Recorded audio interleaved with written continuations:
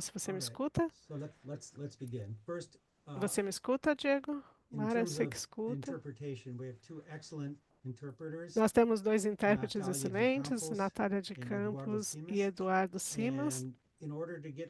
E para vocês poderem ouvir a interpretação, se você tiver num PC, tem um globo na parte de baixo da sua tela. Se não houver, clique nos três pontinhos e selecione o seu canal para interpretação, se for inglês ou português. Se você estiver num telefone, ou iPad, ou tablet, normalmente tem três pontinhos que você clica e para poder pegar também ali a interpretação e ver as demais possibilidades de interpretação que existem. Então, por isso, vamos começar. Se não houver nenhum problema com a interpretação, se vocês escutam, bom dia, boa tarde. Meu nome é Jeff Frank e estou aqui com a minha colega Judith Murkinson. Nós seremos os moderadores do webinar de hoje. Quando o fascismo chega à América, estará envolto em uma bandeira e carregando uma cruz. Essa citação preditiva de Sinclair Lewis incorpora a realidade de hoje, sob o segundo regime de Trump, ou talvez ainda mais diretamente, como Vladimir Lenin declarou, o fascismo é o capitalismo em decadência. Nos Estados Unidos, estamos enfrentando o problema estamos enfrentando um governo aberto e nu por uma oligarquia personificada por Elon Musk, um racismo aberto e desvelado, nativismo apoiado pelo nacionalismo cristão e a redução do Estado de Direito, até mesmo da lei burguesa, a decretos executivos que não são apoiados por nenhuma lei ou decisão judicial. Claramente, o ataque à burocracia federal não é em nome da eficiência ou para erradicar nossa corrupção. Em vez disso, o objetivo é desenvolver caos suficiente e buscar privatizar funções do governo para aumentar lucros do capital e quebrar sindicatos públicos. Enquanto o suposto objetivo das tarifas é trazer a indústria de volta aos Estados Unidos, na realidade, o objetivo é levantar fundos pelas costas da classe trabalhadora para dar mais incentivos fiscais à classe bilionária.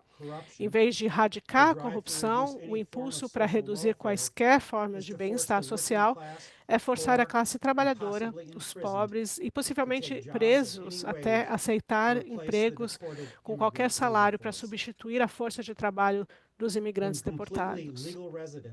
Quando residentes completamente ilegais, como Mahmoud Khalil, que são presos e ameaçados de deportação, e professores universitários, como Hayel Dutag, são suspensos por usar seu direito garantido de liberdade de expressão, arranhar um Tesla se torna terrorismo doméstico, sabemos que o mundo mudou e mudou. Felizmente, não estamos sozinhos na nossa luta contra o fascismo. A maré crescente do fascismo em todo o mundo é mais uma evidência da decadência e desespero do capitalismo. Nossos irmãos e irmãs em países que já viram maior escuridão do fascismo nos oferecem alguns exemplos de resistência. Em apoio a muitas dessas lutas, há advogados e trabalhadores do sistema jurídico que defendem movimentos sociais e ajudam a construir uma frente unida contra o fascismo. O Comitê Internacional da National Lawyers Guild tem o prazer de apresentar alguns desses advogados que apoiaram movimentos sociais e organizações políticas na Turquia, Filipinas, Brasil e Estados Unidos. Minha camarada Judith Murkinson vai apresentar nossos painelistas. Olá a todos. Um prazer estar aqui da Califórnia, onde é amanhã ainda. Eu vou ler todas as biografias agora e daí vamos passar de uma pessoa a outra e cada painelista vai ter mais ou menos 20 minutos, embora alguns estão divididos entre 10 minutos cada que participa pelo país, e aí vamos ter conversas entre os painelistas e perguntas. Se você tiver perguntas, por favor, coloque na parte de perguntas e respostas em vez de pôr no chat, por favor. Então, me perdoem se eu falar o nome errado. Sharon Ussal é advogada de direitos humanos de Istambul, baseada em Viena, desde 2016, membro do Conselho Executivo da Associação de Advogados Progressistas desde 2015, recebeu o Dr. George Lebsack, o Prêmio de Liberdade de Expressão na Áustria em dezembro de 2016. Atualmente é co-secretária-geral dos Advogados Europeus pela Democracia e Direitos Humanos mundialmente. Serem também trabalha como consultora jurídica da PEN Norway, na Turquia. Angelo Carlo Guilhem é membro da União Nacional dos Advogados Populares, uma organização de direitos humanos das Filipinas, litigante que lida com casos envolvendo violações de direitos humanos e direito humanitário perpetradas pelo Estado, fornece serviços jurídicos a ativistas, fazendeiros, povos indígenas, trabalhadores e ONGs que são perseguidas nas leis contra terrorismo, tem experiência em trabalho comunitário, missão de apuração e investigações sobre execuções extrajudiciais, e formado pela Universidade de São Agostinho. A Mara de Carvalho é pesquisadora em Direitos Humanos pela Universidade de Brasília, jurista, membro da Secretaria de Relações Internacionais da Executiva Nacional da Associação Brasileira de Juristas pela Democracia. Diogo Vedovato é advogado formado em Direito pela Universidade Federal de Goiás, da primeira turma especial de Direito para beneficiários da reforma agrária e agricultores familiares tradicionais. Possui especialização em direitos sociais no campo pela mesma instituição. Ele faz parte da Associação de Trabalhadores Rurais Sem Terra, Rede Nacional de Advogados Populares, e da RENAP, a Associação Brasileira de Juristas pela Democracia. Jaribu Hill é uma advogada de direitos civis e humanos, fundadora e diretora executiva do Centro de Trabalhadores de Mississippi para Direitos Humanos, é autora e porta-voz internacional em tópicos de direitos civis e direitos humanos, e em apoio à luta de direitos humanos de trabalhadores do mundo, Jaribu viajou para a Ásia, África, Europa e Caribe.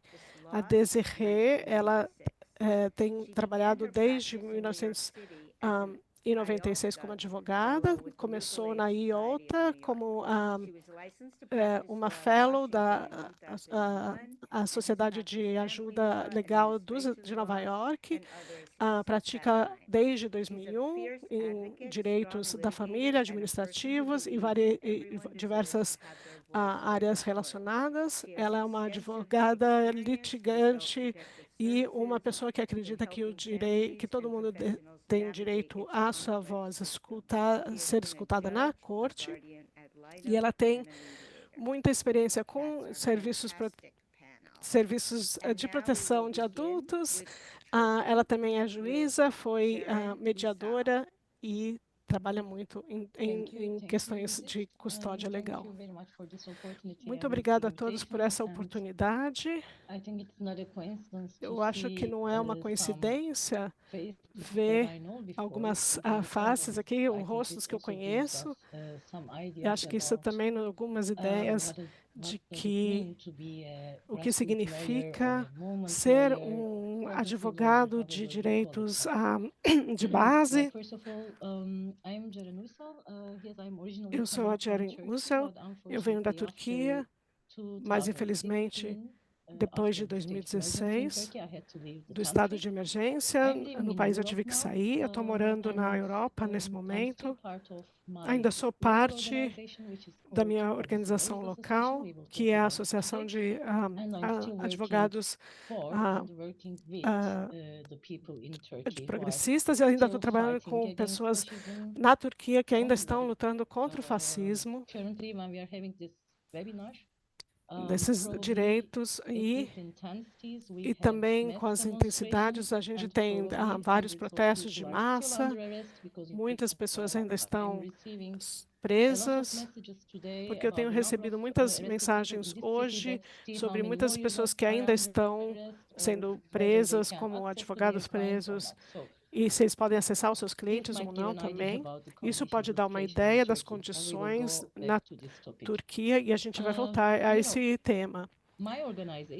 A minha organização, que é a Associação de Advogados Progressistas, tem 50 anos, é tradicional não de uma organização legal tradicional, que foi fundada em 1974, e nesses últimos 50 anos nós fomos fechados 3 vezes, mas nunca paramos nossas atividades. Qualquer momento que havia um golpe ou algum tipo de mudanças estruturais, eu diria, o Estado imediatamente vem atrás da gente, e nós tivemos mais ou menos 20 membros que estão na prisão. Um deles é o nosso presidente honorário, que está desde 2017 na prisão, e ele vai continuar lá por mais uns 2 anos. Não estou escutando. Ela congelou. Aguardando. Não estou ouvindo.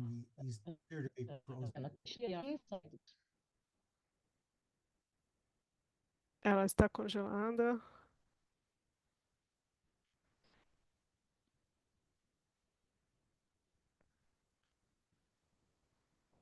Jaren, you appear to be frozen. I don't know if you need to go out and come back in. Não sei se ela tem que voltar. Congelou.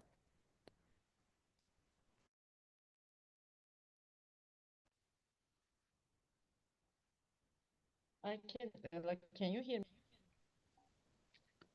Me escutam agora? Should I go on or I don't hear you, Jeff? Okay,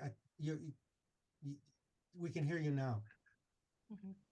Perfect. Like, sorry, I have the same situation with my Eu tenho a other mesma colleague. situação. I am traveling for a conference and it's Eu também the estou hotel trabalhando internet. por uma conferência, Yeah. então é a internet do So, hotel. what I was saying is, we are using, like, I will try to explain you what kind of strategies we are using when we are fighting against fascism. And of course, we are like many other lawyers using the legal topics, but Não, also we have, nós temos but we also focus on identifying the gaps. Nós And temos using those gaps within the dificuldade de regulations on identificar behalf of the esses oppressed people or the espaços people who are affected, para pessoas que who are estão targeted by the state. I que will estão try to são give you atacadas some pelo Estado. examples about Eu vou this. dar alguns For exemplos para instance, vocês. PhD Por has a exemplo, legal aid team, which is nós temos active when there is a demonstration in the temos country, uma and we are demonstração giving legal e aid nós estamos to lidando the com protesters all around os Turkey protestos, without as pessoas que protestaram na Turquia, asking any money, because for us those protests e are depois de algum in favor of tempo, all the oppressed people in Turkey, so we are as trying pessoas to protect them, na and we do Turquia, not want them to have other representatives than us, because we a want to gente be pode sure that they are ter. not tortured. We want to be sure that Eu não consigo escutar. okay, I see the. So this is one thing that we are doing, but in the history, Mas na for história, instance, we also nós organize podemos organizar, nós organizamos também demonstrations against security demonstrações, courts, anti-terror law, etc. And when etc., it comes to fighting against such que possam lutar tools of contra. oppression, we are not only working at the courts, or we are not only Talvez a gente deva passar por outra Jaren, pessoa. Jaren, we're having trouble with your we are with your literally audio organizing also. demonstrations. So maybe you can try to reestablish a connection, and we'll come back to you because you're just getting to the heart of your presentation. So So why don't we move on Então, then to Okay. Angela? por que que a gente não Okay, passa... I will. Okay. Vou entrar de novo, sim. Okay. Thank you. Ela vai entrar So novamente. why don't we move on to Angelo Então, vamos para o Ângelo. from the Philippines? Good day, everyone. I hope everyone can hear me well. First Espero of que all, I would todos like to possam me thank ouvir bem. Eu gostaria de agradecer that set up this activity. os Thank you amigos for para inviting armarem National essa Union of atividade. Business Lawyers. Obrigado We are an organization por in nos the convidar. Philippines. Somos uma organização We das appreciate Filipinas the opportunity que to realmente bring apreciamos attention a and oportunidade de share with our trazer colleagues and our atenção e comrades compartilhar com os nossos abroad colegas e the true state camaradas of human rights do in the exterior os Philippines. dois estados dos direitos humanos nas Before I go into Filipinas. the Antes de points entrar that were nos included in the pontos questions, que maybe foram good colocados nas to questões, give a talvez very fosse brief bom description dar of the uma social breve context in descrição which do contexto our social organization works. no qual a nossa Philippine organização society trabalha. A has, on the sociedade one hand, filipina a tem, de um ruling class lado, that is made uma up of classe governante capitalists feita and por landlords who capitalistas control e the government proprietários de terra que and controlam o determine governo its e policies determinam through suas patronage políticas politics, através de through políticas nepotism patronistas, and economic nepotismo power. On the e other hand, we also poder have the econômico. majority of Filipinos Na outra who mão, temos a struggle to maior earn parte dos enough for filipinos their que daily needs, for their lutam para survival. ter o suficiente para Do not be misled by claims sobreviver. that the Não Philippines is a sejam mal developing levados para economy that reclamações de que rivals in Filipinas middle é uma class. economia em That's not desenvolvimento true. com uma classe Most média Filipinos belong to the crescente. Não é peasantry. verdade. A maior parte They dos belong filipinos to pertencem indigenous ao groups. campesinato, They live in grupos poor indígenas rural e villages, vivem em or they belong to the aldeias working class rurais and the urban poor, pobres, who ou live in a slums in classe cities across trabalhadora Mindanao. urbana Most farmers pobre que and vive em farm favelas workers nas do cidades not own por the todo o land that país. they A maior till. parte dos campesinos, dos Indigenous peoples camponeses are e frequently trabalhadores da in agricultura não disputes são because proprietários da of terra mining, logging, nas and quais trabalham. infrastructure Povos projects, indígenas estão corporate sempre plantations, and deslocados por causa de urbanization. mineração, Workers exploração de in the madeira e Philippines, projetos de they live infraestrutura, on starvation cor- wages set by the plan- government, plantações corporativas e usually ranging urbanização. from $7 Trabalhadores to precisam $12 a day. sobreviver com salários de And that is fome if you even get minimum definidos pelo wage in governo most entre 7 Filipino a 12 neighborhoods dólares por do not dia. Isso se even você earn receber that o much salário because they mínimo, are pois a part of maior the parte informal dos sector where trabalhadores there is no filipinos job estão no security setor or informal, onde não employment existe benefits. segurança de trabalho So the government ou maintains a benefícios de emprego. neoliberal Então, o and governo repressive mantém regime políticas that keeps the repressivas majority of neoliberais, um Filipinos regime in que mantém poverty a maior parte and dos suppress filipinos na progressive forces. pobreza e suprimem Regardless of forças the president progressistas. in power or the Independente do administration in presidente, power, a the Philippine administração government ou a is família always beholden no poder que to the o interests of governo the United filipino está States sempre and submetido its aos interesses neoliberal dos Estados policies. Unidos e So suas our políticas policies are always neoliberais. in line Então, with as the nossas mission of the United políticas estão States and sempre Bretton Woods alinhadas com institutions. os Estados And because Unidos of the e com as decades of instituições de exploitation, Bretton Woods. there Por causa de emerged décadas de an underground exploração, revolutionary emergiram movement in the Philippines movimentos called the National revolucionários Democratic Front, which is led by the chamados Communist Party of the a Fronte Philippines. Nacional It has an elite Democrática, affiliate that is called liderada pelo the Partido Philippine Comunista das Army, Filipinas. and the Tem um government has contingente been engaged in armado an armed chamado conflict o, with the New o People's Novo Army for Exército decades. Popular. O governo However, está em there conflito are armado many há progressive décadas, desde os anos organizations 60. Ainda assim, activists apesar de that do muitas advocate organizações for social progressistas change e ativistas que through advogam legal and por mudança parliamentary social means. através Our de organization, meios for instance, parlamentares e legais, recognizes nossa that the organização, legal por system exemplo, reconhece que o preserves sistema legal exploitation and preserva a repression. exploração e a However, we do repressão. operate within the bounds of the Ainda law. assim, So operamos what we dentro do dos as an limites da lei. organization Então, is o to que provide fazemos com pro uma bono legal organização? services to victims Fornecemos of serviços human rights violations, legais pro particularly bono to para activists vítimas de and violações de members of direitos the humanos, em marginalized particular para sectors. ativistas And it is e because of membros dos that work setores that we marginalizados. E often por find causa desse ourselves trabalho, targeted muitas by the vezes, government nos and tornamos security alvo do forces governo e when they forças de implement segurança quando repressive implementam and políticas fascistic policies. repressistas e So how do we combat fascistas. fascism or Como repression in combatemos the Philippines? fascismo ou We do it repressão nas inside Filipinas, and nas outside Filipinas? the Fazemos de courtroom, dentro, de and that fora das requires cortes appreciating de the justiça. nature of the Isso prevailing justice system, requer its apreciando a limitations, natureza its e opportunities.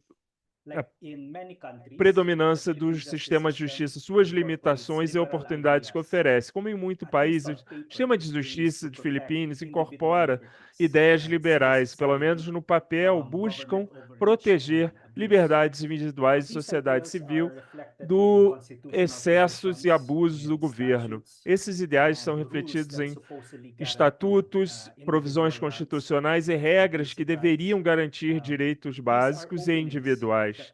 Estas são aberturas que utilizamos para defender, como advogados de direitos humanos, para defender os direitos dos nossos clientes e advogar por reformas. Mas é claro que, como em outros países, inclusive em democracias liberais, as leis podem ser instrumentalizadas para alvejar os chamados inimigos do Estado.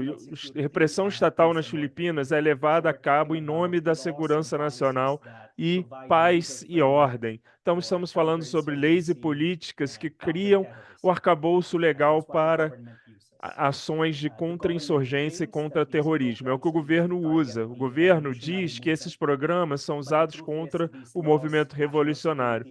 Mas a verdade é que essas leis de segurança nacional, leis de contra-terrorismo, são instrumentalizadas para perseguir organizações legais e prender ativistas. Então, esse é o centro, por isso o centro do nosso trabalho é de defender clientes enfrentando acusações criminais. Então, por um tempo mais longo,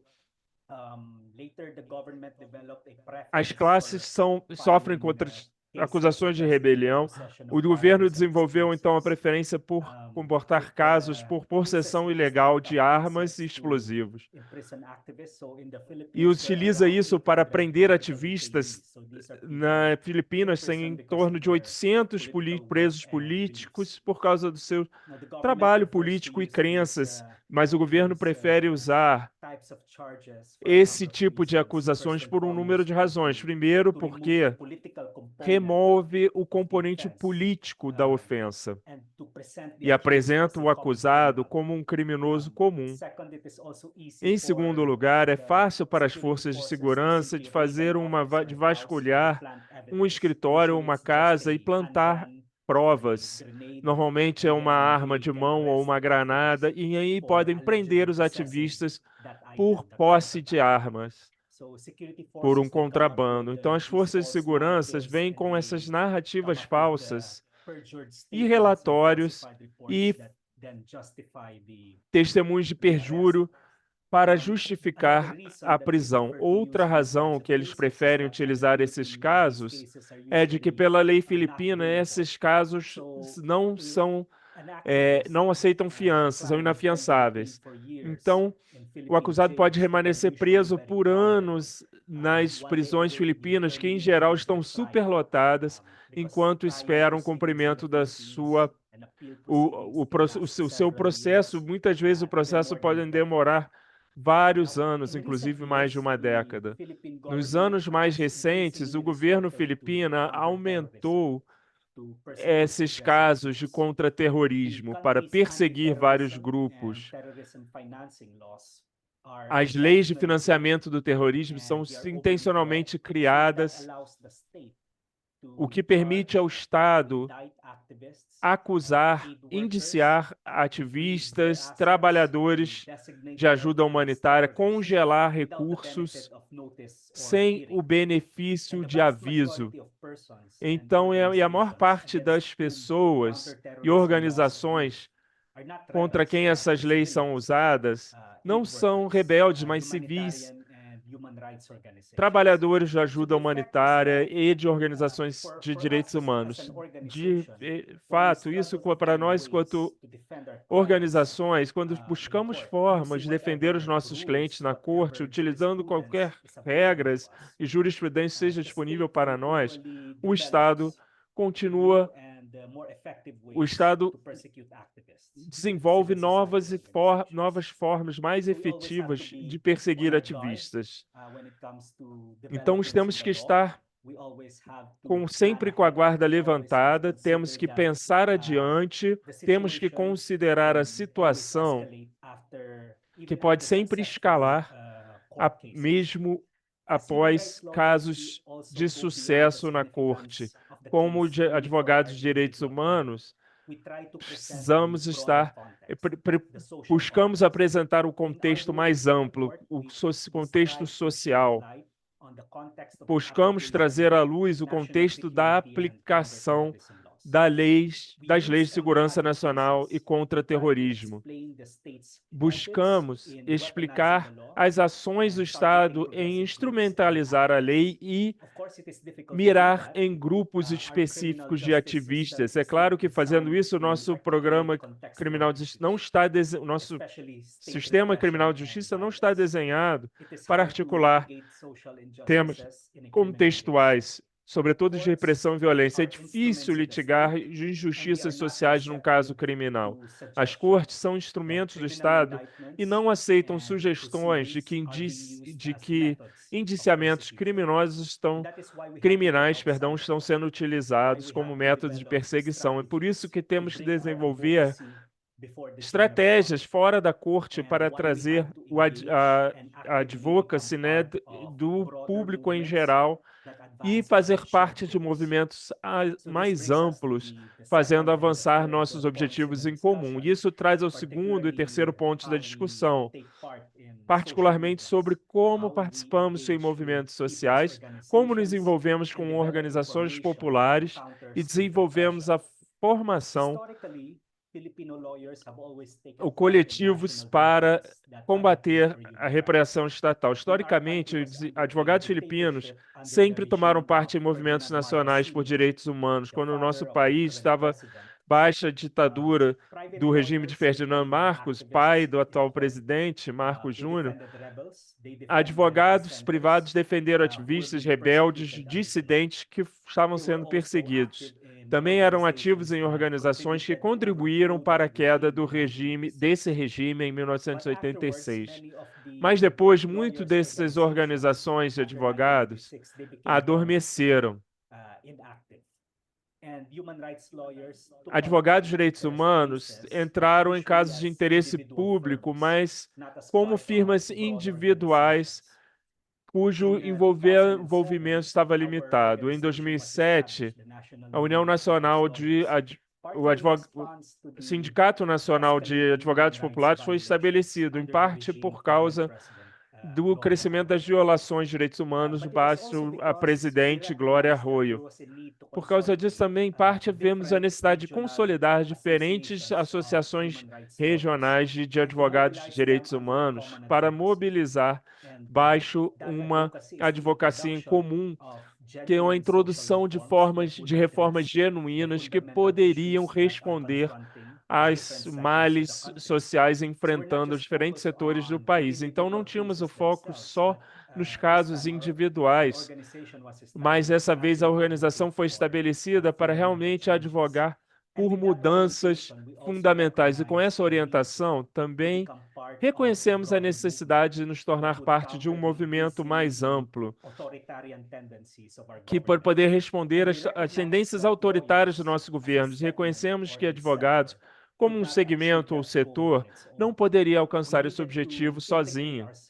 Precisávamos integrar em formações que incluem os setores básicos, em coletivos de trabalhadores, camponeses, mulheres, juventude, grupos de raiz religiosa, academia, povos indígenas, artistas e grupos com aspirações progressistas em geral, vindo de diferentes partes do espectro político, mas se tendo objetivos em comum, a nossa organização está sempre aberta a trabalhar com eles. Essa é uma abordagem prática também, porque advogados geralmente não temos os recursos e a máquina para montar realmente campanhas sólidas de longo termo que podem desafiar políticas repressivas para Então, especialmente pessoal e recursos é necessário para documentar, investigar e declarar uma violação de direitos humanos, especialmente se for algo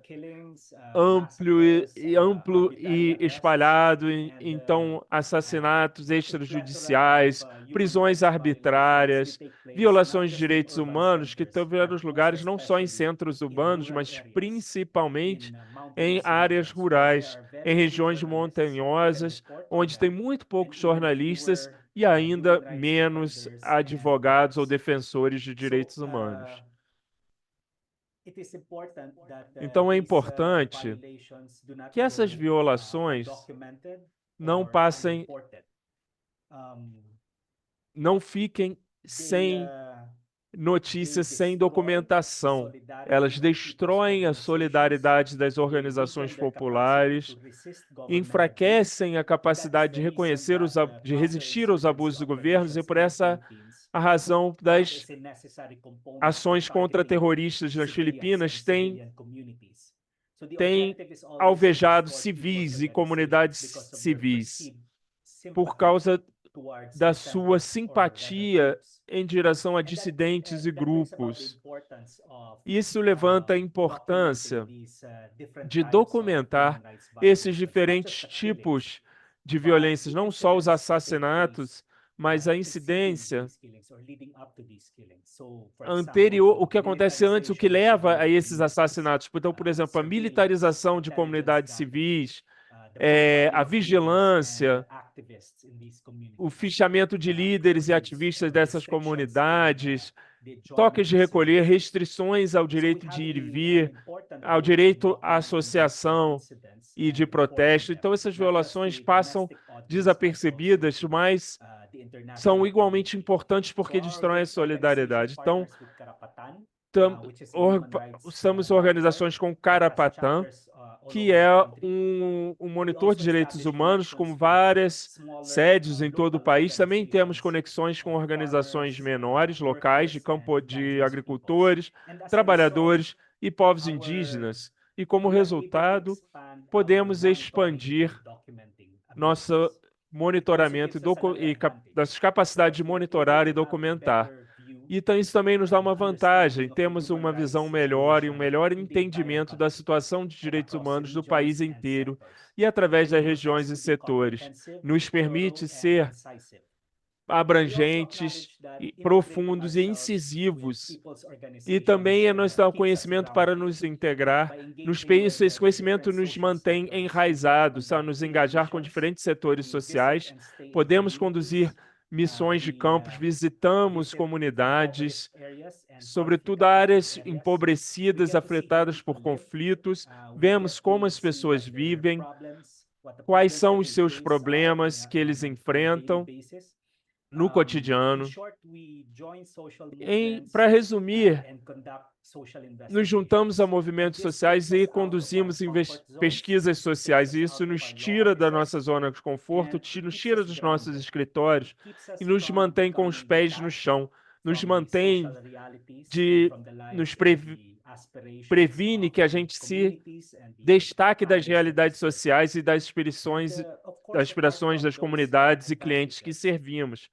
É claro que, para além dessas vantagens, ser parte de movimentos sociais, temos uma responsabilidade importante. Por causa da nossa formação e experiência, temos a capacidade de articular questões de direitos humanos, tanto os problemas como as soluções. E, nesse sentido, profissionais legais são um componente valioso para movimentos sociais. Então, na luta antifascista, podemos assegurar nossas posições utilizando o idioma da lei doméstica e, sobretudo, da lei internacional. Muitas vezes, a repressão do Estado é justificada em referência a leis domésticas, assim como acontece nas Filipinas, né? Assédio judicial, perseguição, assassinatos extrajudiciais, desaparições, restam sem solução porque o sistema legal doméstico não oferece as garantias necessárias para proteger os direitos que estão sendo violados. Então, muitas violações são perpetradas em nome da contra-insurgência e contra-terrorismo. Então, a lei doméstica se torna uma justificação para a repressão. E é aí que a lei internacional pode ajudar.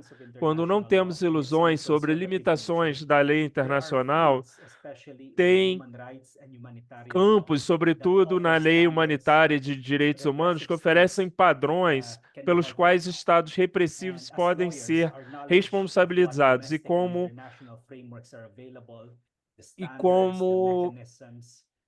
com esse conhecimento do paradigma doméstico internacional, os mecanismos que estão disponíveis podem ser úteis para fazer avançar os objetivos dos movimentos sociais. Então, eu deixo por aí e fico aqui à disposição para continuar a discussão.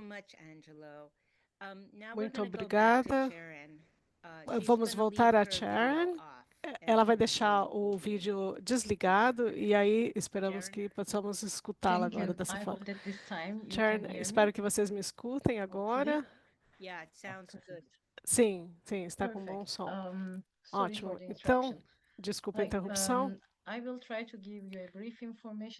Vou dar pequenas informações sobre a minha associação, que nós somos um grupo de advogados progressistas que completou 50 anos no ano passado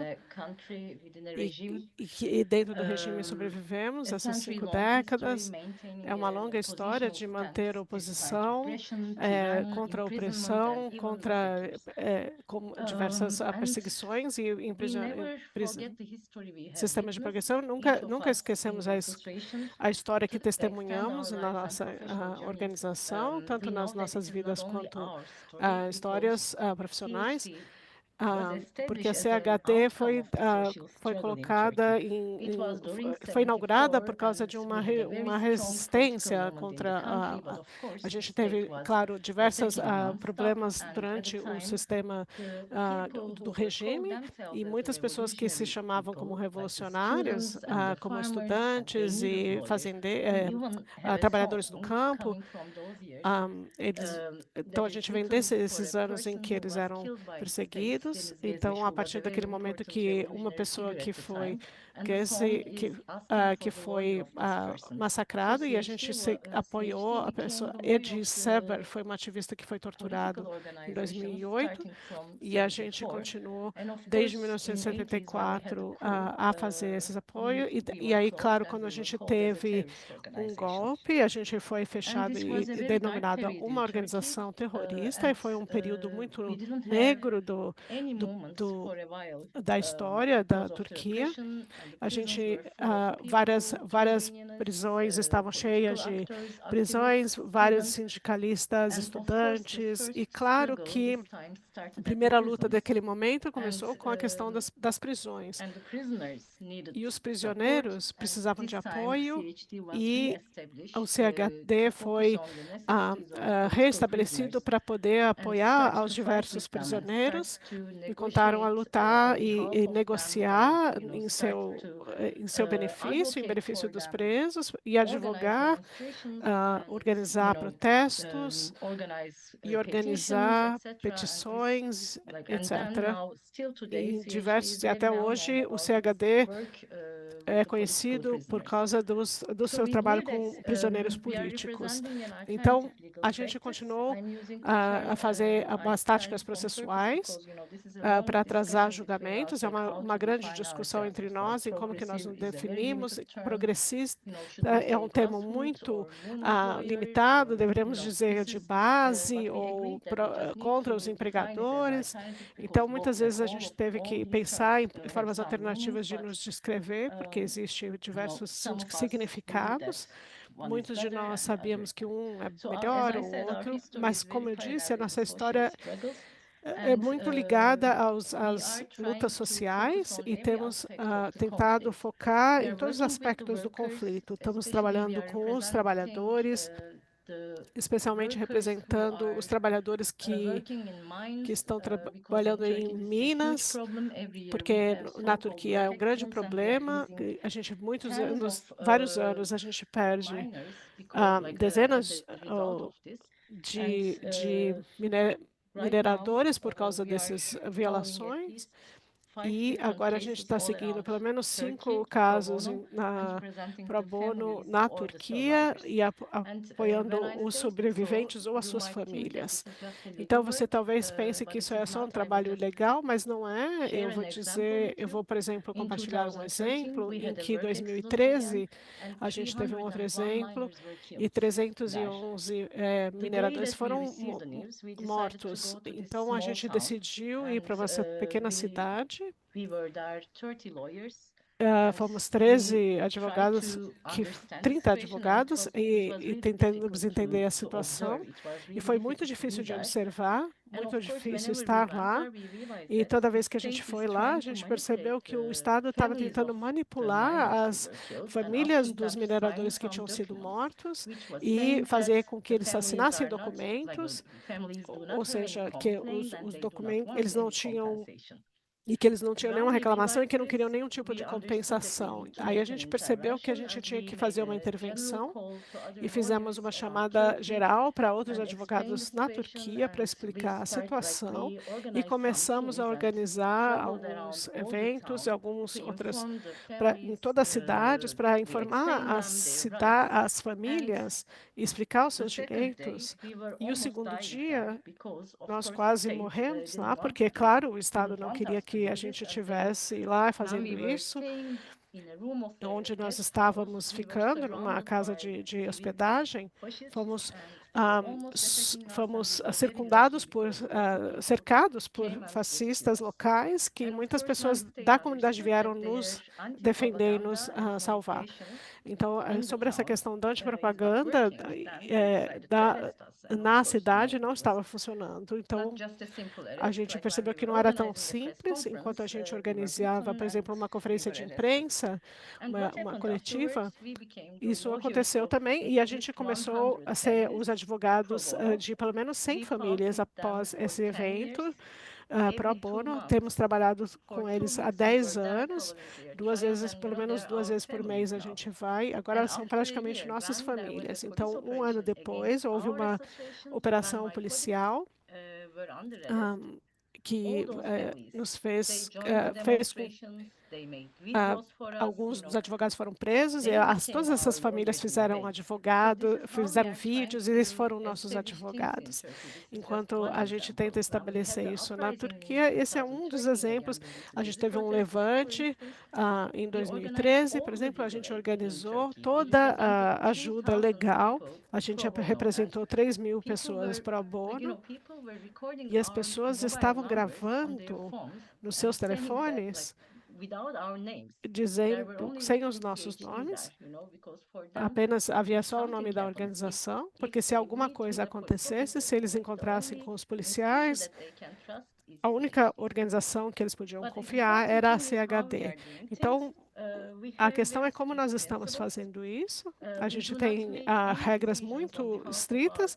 A gente não faz decisões, não toma decisões por nossos clientes, porque eles não são basicamente pessoas ordinárias. Elas são parte de movimentos sociais.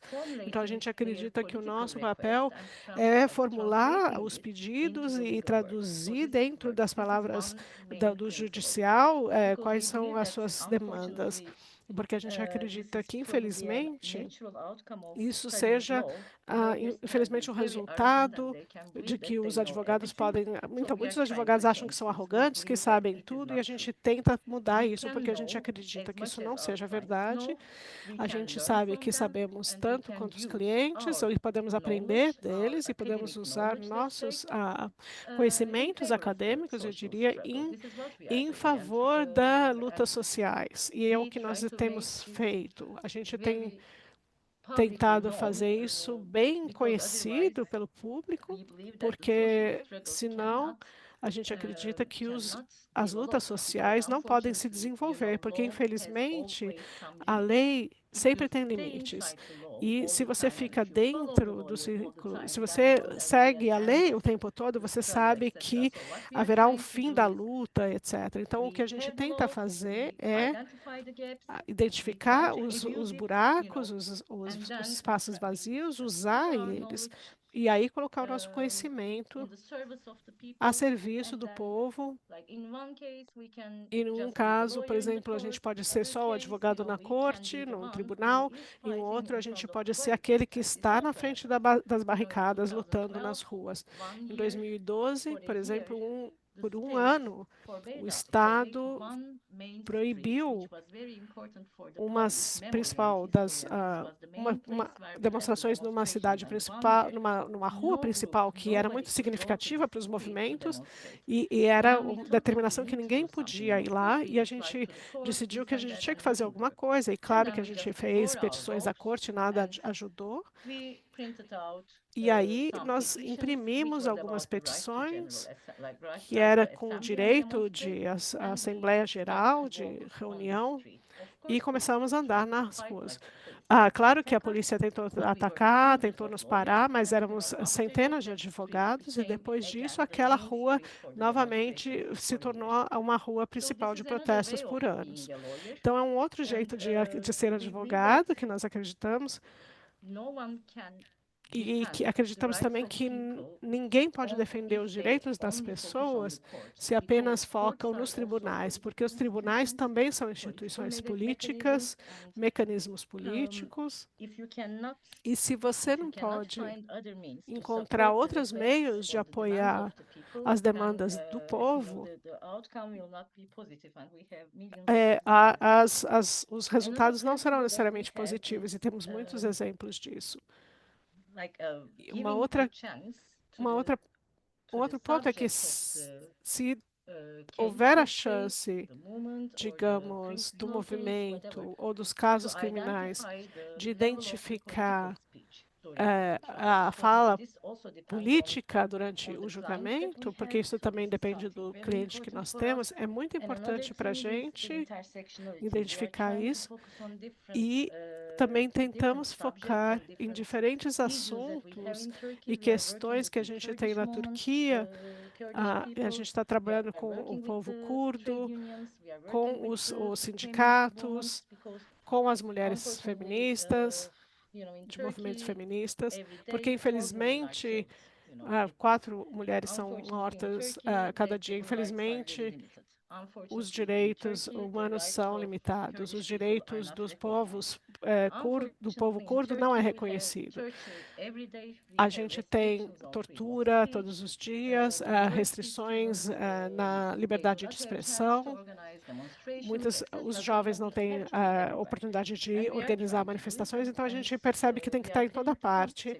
E a gente está tentando fazer isso e a gente está pagando, claro, as consequências, como eu mencionei.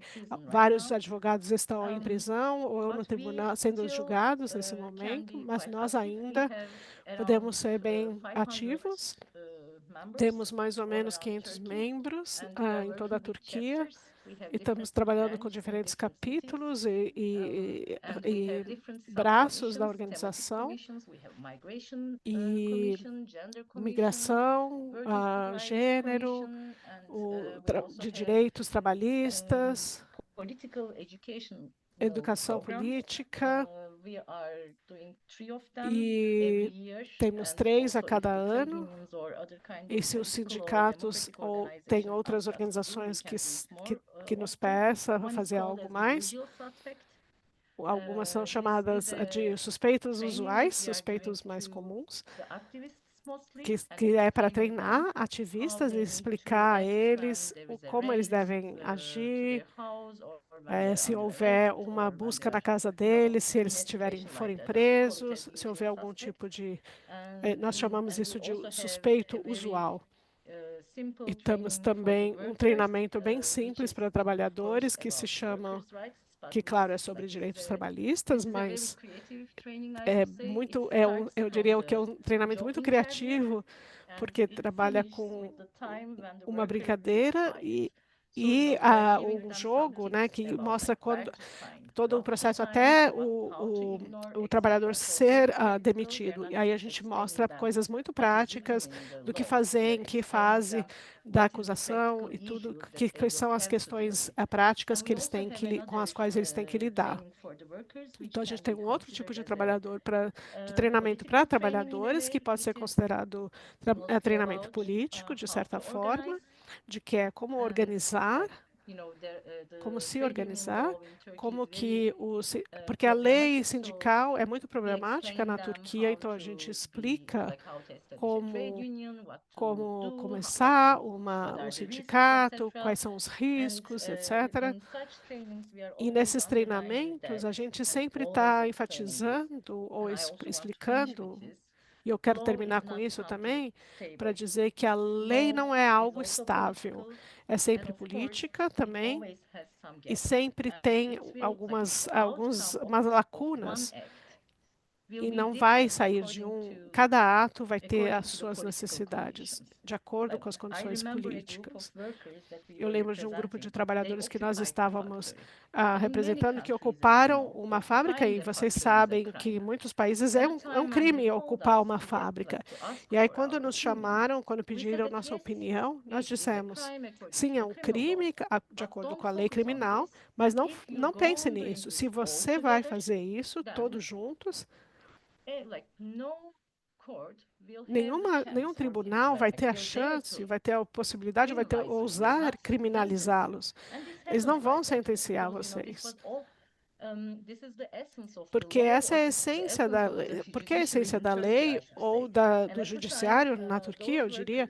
E naquele momento, aqueles trabalhadores ocuparam por muitos dias a fábrica, e todas as fábricas apoiaram, e terminamos todo o processo com uma vitória e sem nenhuma investigação criminosa de criminalidade contra os trabalhadores. Então, é isso que nós estamos tentando fazer e dar aos trabalhadores.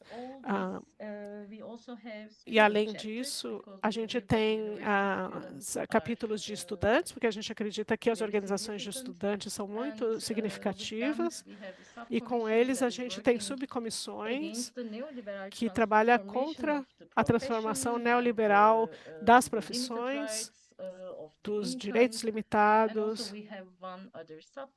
e a gente tem uma outra subcomissão que é muito importante, que é sobre os direitos dos advogados, porque a gente tem muitas questões financeiras também, sobre questão de direitos, de seguro, etc. E muitos advogados estão trabalhando para outros advogados, e é uma grande discussão também, porque a gente está chamando aqueles colegas como trabalhadores, mas, na verdade, os advogados que estão contratando, eles não acreditam na gente, não acreditam que são trabalhadores.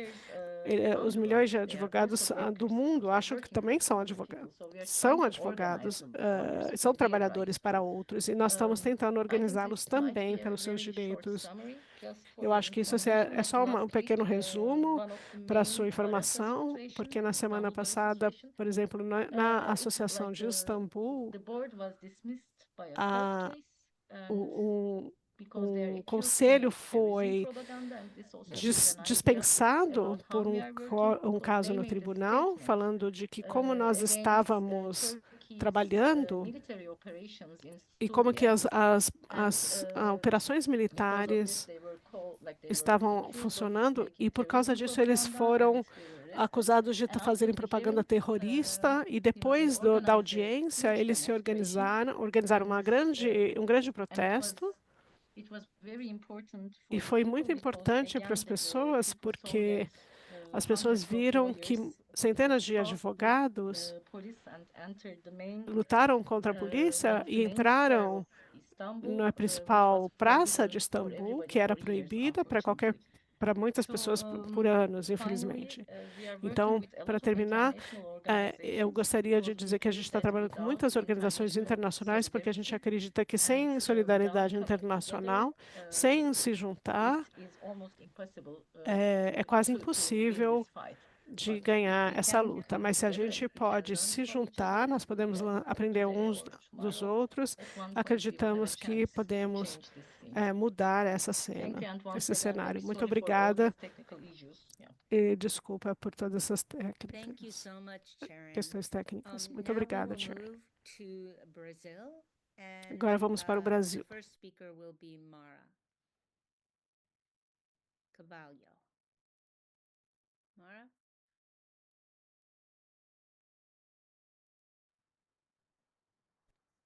Eu posso começar. Boa tarde. A Mara pediu para eu começar. Não sei se o áudio está funcionando e já peço desculpas por não falar inglês e agradecer o trabalho das tradutoras que tem nos permitido compreender as manifestações dos colegas de outros países. Registro o agradecimento pelo convite, né, enquanto integrante do Movimento dos Trabalhadores e Trabalhadoras Rurais Sem Terra, o MST, e saúdo a iniciativa de realização dessa importante atividade, reunindo colegas de todo o mundo para debater um momento relevante da conjuntura política internacional que se manifesta de diferentes formas nas diferentes regiões do mundo e que eu e a Mara vamos dividir o tempo aqui para tentar trazer um pouquinho da realidade brasileira. Pois bem, o Movimento dos Trabalhadores e Trabalhadoras Rurais Sem Terra, o MST, é uma organização de camponeses sem terra que surge no final da ditadura militar aqui no Brasil, num processo de reascenso de luta da classe trabalhadora, junto com um conjunto de organizações sindicais e políticas que fizeram, né, a luta pela derrubada da ditadura militar que vivemos aqui no Brasil, de 1964 até 1985, e desde então mobiliza camponeses em todo o país em prol da realização da reforma agrária.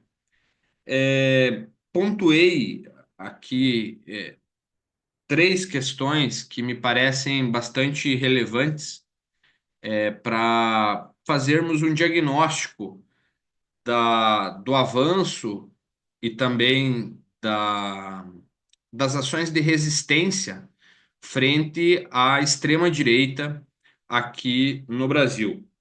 Como imagino que vocês tenham acompanhado no noticiário internacional, nós tivemos em 2016 aqui no Brasil um golpe parlamentar e midiático com apoio de setores empresariais importantes no país, especialmente de setores ruralistas que concentram muita terra e que possuem, por isso, muita força política e econômica, promoveram um golpe militar, um golpe parlamentar que derrubou a presidenta Dilma Rousseff e, a partir de então, vivemos, né, um contexto de avanço dessas forças reacionárias que já ocupavam um espaço bastante significativo no Congresso Nacional, no Poder Judiciário e talvez de forma mais especial nas Forças Armadas. Com a derrubada da Dilma, isso se deu num contexto também de uma operação judicial e policial, né, denominada Operação Lava Jato, que é uma operação que me parece que ficou conhecida também internacionalmente, que acabou prendendo diversos políticos, deputados, senadores, empresários e alcançou o seu objetivo, que era a criminalização e a prisão do ex-presidente, atual presidente Luiz Inácio Lula da Silva. A gente teve o golpe da Dilma, tivemos a prisão do Lula e a eleição do Jair Messias Bolsonaro, que é um representante da extrema-direita aqui no Brasil, que governou o nosso país durante 4 anos e que implementou uma agenda política bastante similar com a agenda que o Trump anuncia agora, né, lá nos Estados Unidos. Eles possuem um discurso muito próximo, muito autoritário, de tratar os adversários políticos como inimigos que precisam ser exterminados.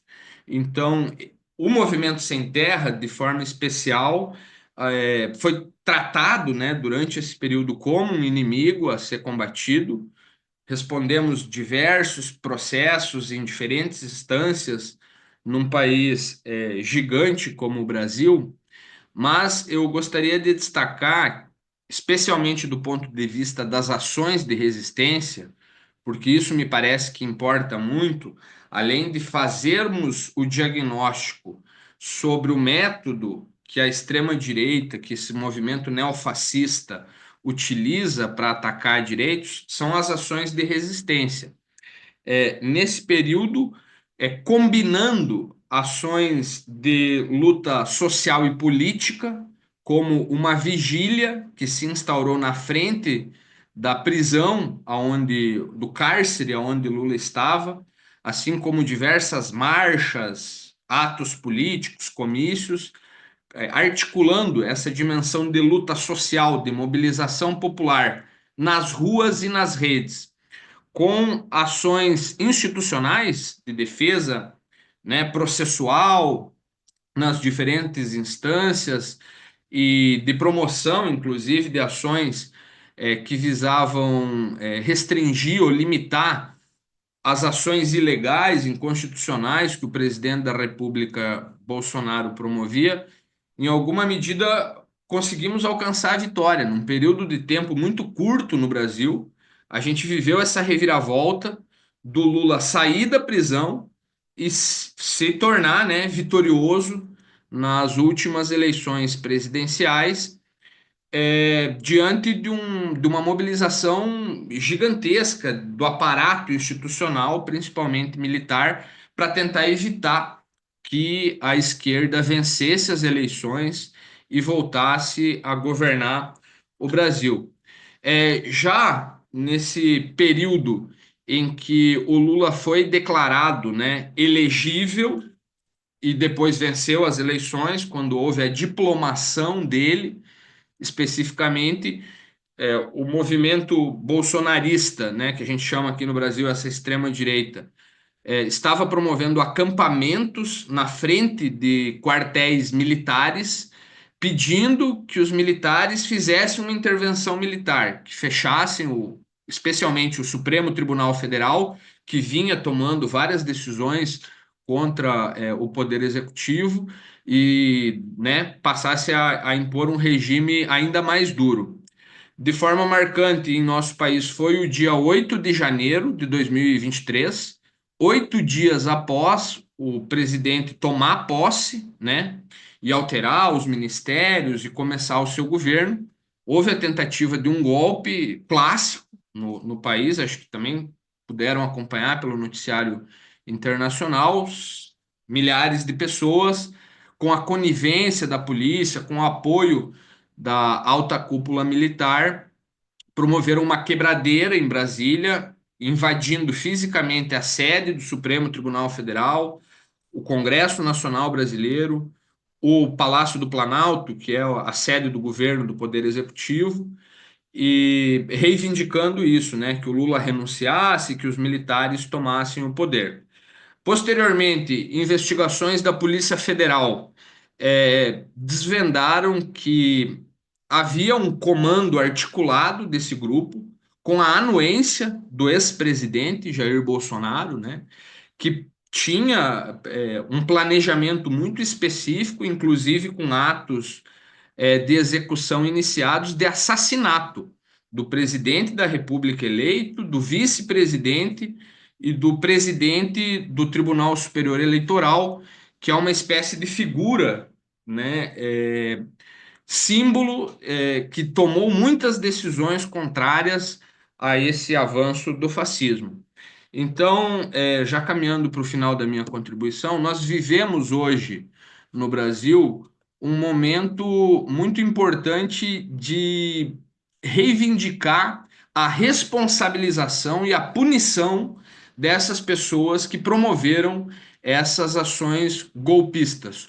O Poder Judiciário já condenou centenas de pessoas que foram identificadas e presas, e no dia de hoje, 25 de março de 2025, o Supremo Tribunal Federal começou o julgamento de Jair Messias Bolsonaro, que é considerado o grande líder, né, desse processo, ex-presidente da República, pelo crime de tentativa de golpe, de abolição do Estado de Direito, organização criminosa, junto com diversos outros representantes da alta cúpula ministerial do seu governo e também militares de alta patente, dentre os quais vários ex-generais e ex-almirantes da Marinha e do Exército Brasileiro. As forças populares democráticas no Brasil defendem a responsabilização dessas pessoas, inclusive como um ato de reparação histórica, né? Porque no Brasil a gente tem um problema muito grande de justiça de transição, de não responsabilização de torturadores, de militares, né, que patrocinaram o golpe militar lá de 64 e agora também.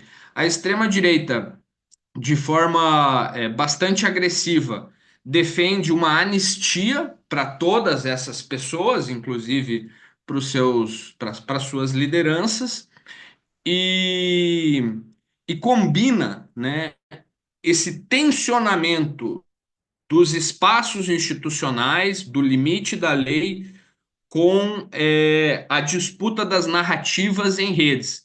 Então, em grande medida, os processos judiciais, os processos administrativos de reparação histórica e de responsabilização dessas pessoas é utilizado como uma espécie de palco para que o discurso da extrema-direita se reproduza. Então, no Brasil, de certa forma, concluo com esse raciocínio, vivemos um desafio das forças populares de defender o poder judiciário no seu dever de responsabilização e punição desses representantes da extrema-direita.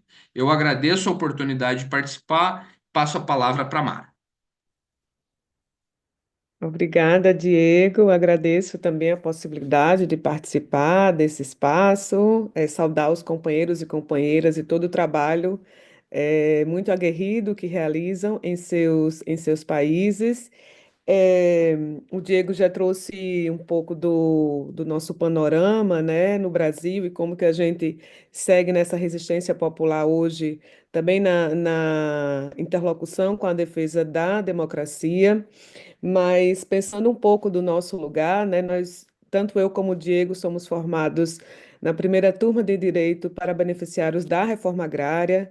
Então, o nosso lugar aqui de advogados e advogadas, assessores jurídicos, de juristas, vem desse chão e dessa atuação em defesa da luta dos trabalhadores contra a propriedade privada da terra, contra a violação dos direitos humanos e as violências cometidas e os processos de criminalização contra camponeses, indígenas, ribeirinhos, mulheres.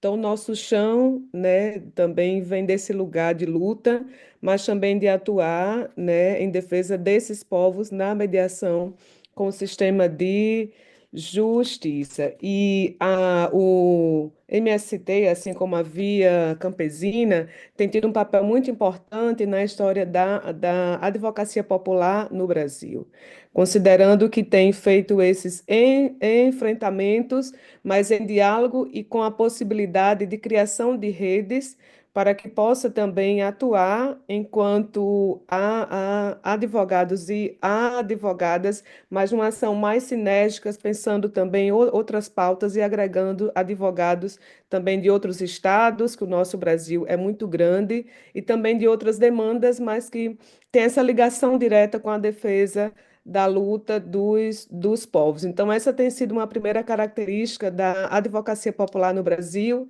e de como a gente vem trabalhando com isso, e com isso também de como que a gente amplia, né, para um processo também de sensibilização dos atores do sistema de justiça. A Rede Nacional de Advogados e Advogadas Populares é um exemplo disso, mas ela é também essa possibilidade de mediação com juízes, procuradores e outros atores que também têm esse dever prestacional de atuar conforme a lei e conforme o direito desses povos em situação de violação. Uma outra ação que a gente também tem trabalhado muito aqui no Brasil ao longo dessa história, da RENAP, de outros grupos, as possibilidades de atuação conjunta em casos emblemáticos. Como que a gente também tem criado essas teias de redes que extrapolam os espaços da assessoria jurídica popular, mas também cria interlocução com as instituições, com ONGs, com organismos internacionais de direitos humanos, de forma que a gente possa criar teias de enfrentamento, pensando também a mediação jurídica, né, que a gente precisa também para as defesas necessárias que precisamos. Trazemos aqui como exemplo o caso do massacre do Eldorado dos Carajás, que é um exemplo muito emblemático de um massacre de morte de muitos camponeses no estado do Pará, e que contou com essa possibilidade de uma atuação em rede e que buscou, inclusive, né, e possibilitou as possibilidades de condenação, de responsabilização em torno de um caso emblemático de uma morte coletiva no campo de trabalhadores e trabalhadores camponeses e camponesas. Com base nisso também, nessa teia, né, de pensar a assessoria jurídica popular e a atuação em rede, a gente tem trabalhado muito também com processos formativos, de como que essa atuação do aprimoramento técnico, político, jurídico, ela tem que ser também uma ação constante para essa atuação enquanto advogados e advogadas.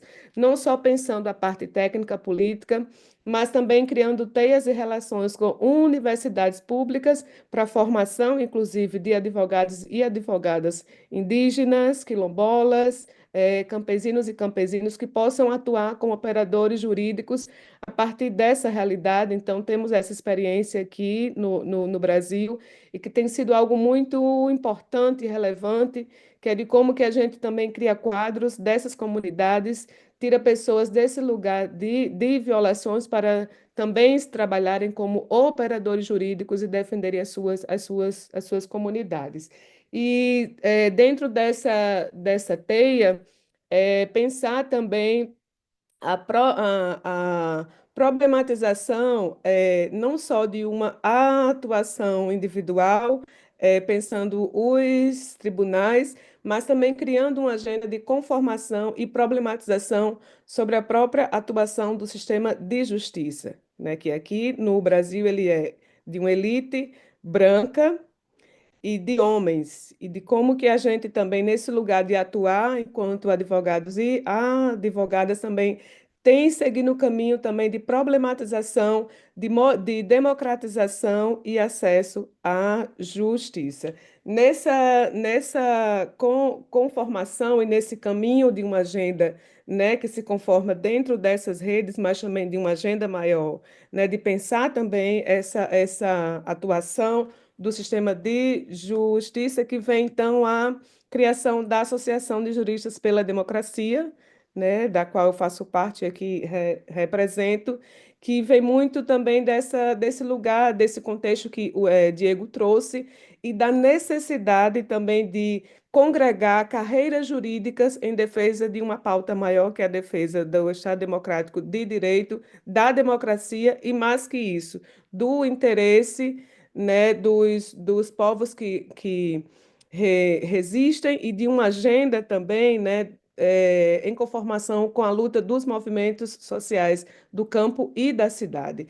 Então, nesse sentido que surge, então, a BJD, com o contexto do golpe em 2016, foi criada uma ampla frente de juristas, agregando várias carreiras jurídicas, não só advogados, e aí, com isso, então, nessa denúncia, né, do uso da lei contra a lei, do lawfare, que estava permeando o processo contra o então preso político presidente Lula.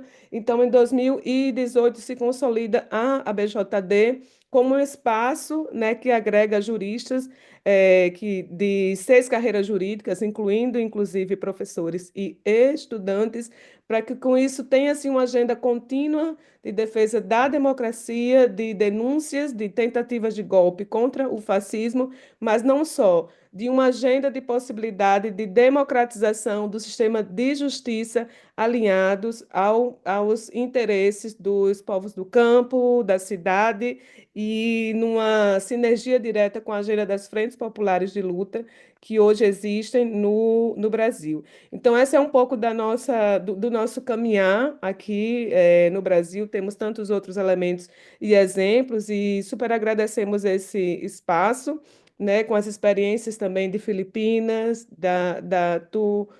Turquia, de como que a gente também encontra algumas possibilidades também de sinergia em coisas também que fazemos desde o Brasil. Muito obrigado, desculpa me alongar. São esses elementos que a gente traz aqui para vocês, para dialogar, e ficamos à disposição para qualquer pergunta.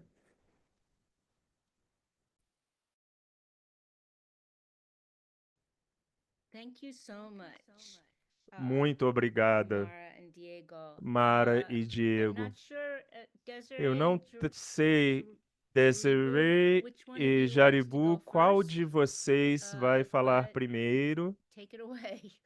I'm Judith. Mas I'll vamos start. lá. Hello, Bom, everyone. eu sou Desirê, vou começar. Thank you for the Olá opportunity a to todos, muito Obrigado participate pela obrigada for por possibilidade. discussion. por In participar. addition to what you saw in Em the adi- bio, I'm also a Além do que você member, viu no a recent na board minha member of the biografiazinha, eu Mississippi também Working Center sou for Human uma Rights, presente which is an participante do organization conselho that was founded de and began by Mississippi, Jaribu in que 1996. foi iniciado em Goal is to 1996. O provide objetivo do legal centro advocacy and é training dar low-wage Black workers in treinamento para the Mississippi trabalhadores de Delta, baixa renda do delta do utilizing direct Mississippi, action para and usar public ação awareness direta campaigns e to really campanhas de bring ação light direta to para the trazer à rights of luz os workers direitos dos trabalhadores to live and que to para have que possam viver a life that is e a ter uma life vida used with a living wage. And que so possa ser vivida one of the com things that you salário will hear mínimo. a lot about Então, the center is that muito que we você vai reject ouvir all aqui é forms que of nós capitalism, rejeitamos todas as formas de our capitalismo. theory of what A change is nossa rooted in teoria anti-racism, também é de anti-imperialism. antirracismo, We reject de all forms of antiimperialismo, discrimination, including rejeitamos toda forma racism, de sexism, xenophobia, discriminação, inclusive homophobia, racismo, patriarchy, homofobia, ableism, all of those things which impact misoginia e the contra rights as of people pessoas to que live têm in a society. necessidades When I think de about mobilidade.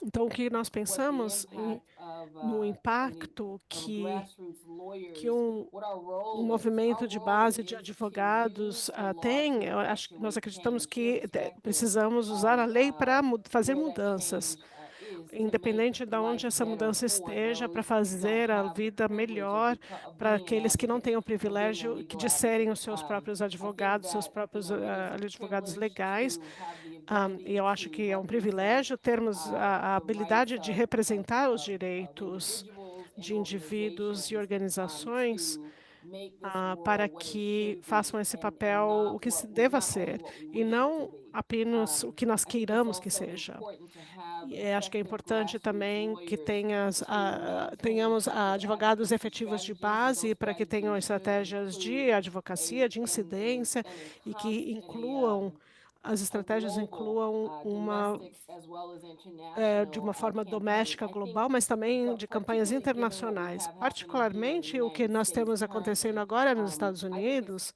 it's critical eu acho for que é grassroots crítico attorneys que to os really dig deep, advogados to de look at our base history, realmente not just the history of the vão struggle in the vão US, but also fundo, não international só na struggle, and questão to da link luta arms nacional, mas with our na brothers and luta sisters in the internacional, para que a struggle gente across realmente the dê os world. braços aos nossos colegas Yes, the em todo o sacrifice mundo.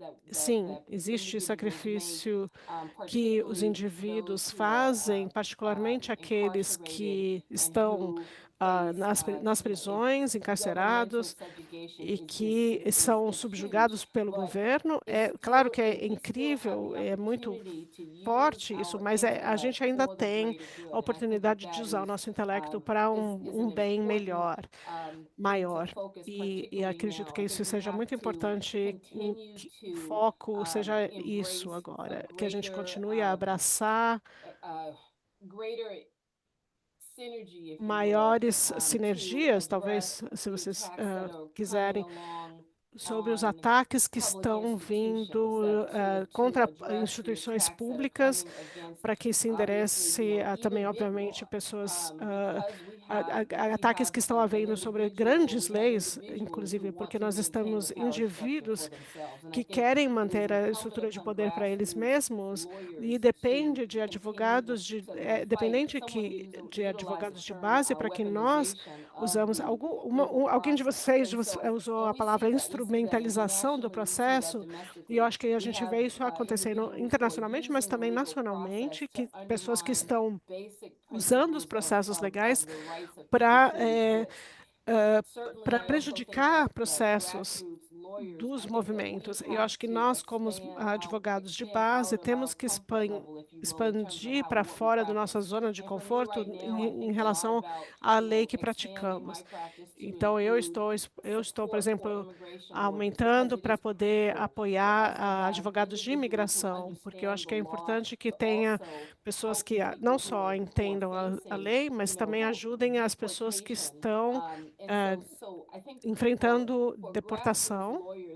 E acredito que advogados de base, nós, como advogados de base, nós sempre fomos capazes de sair fora da caixinha e trabalhar, ampliar nossa campo de ação e de ajudar advogados, estudantes de direito para realmente engajar em solidariedade com todas as causas justas, não só qualquer causa, mas as que são justas. Então, é importante para a gente incluir na nossa comunidade todo mundo que esteja interessado em fazer esse mundo melhor e que possa utilizar os recursos que eles tenham. Eu acho que a gente pensar mais de uma forma de utilizar os recursos de forma mais comunitária, coletiva, apoiar as organizações de base, apoiar uns aos outros. E isso, às vezes, significa que muitos deles, das organizações, têm recursos apoiados, recursos que podem contribuir para outras organizações que têm menos recursos. Então, a gente tem que pensar na filosofia da melhor maneira possível, que nós todos possamos chegar lá se todos estamos trabalhando juntos para ter certeza que todos cheguemos ao mesmo tempo. E eu acho que isso é crítico, é muito importante, que a gente deva continuar a resistir os esforços que minimizam as organizações que tentam diminuir e marginalizar comunidades, diminuir os direitos. Acredito que isso é importante para que todos tenham acesso à justiça e que a gente, para isso, tem que trazer todo mundo e educar a todos nisso. Eu acho que são as peças principais que são importantes, porque a gente tem que ser determinado na sociedade, nesse mundo que a gente está vivendo, temos que estar determinados a serem bem-sucedidos, que seja para todo mundo e não só para nós, mas que todos tenham que ter um compromisso. E para isso eu vou passar para a minha colega Jari Burrill. Muito obrigada, advogada a Desirê, que é ótima lutadora pelas liberdades. Eu acho que é muito importante dizer que tanto a Desirê e eu mesma estamos no sul profundo, dentro do delta do Mississippi, e ela vem da Carolina do Sul e eu estou no Mississippi, e a gente pensa um pouquinho diferente sobre estar na barriga do dragão e trabalhando na barriga do dragão e como que o nosso trabalho tem que ser um pouco diferente do normal, do tradicional, da forma mais embranquecida, digamos, das práticas legais e ir diretamente ao coração das pessoas que estão sofrendo, que hoje parece que estamos vivendo naquela corte de leilão, como no passado vivemos também. E ela está litigando no estado de Mississippi, no todo o estado.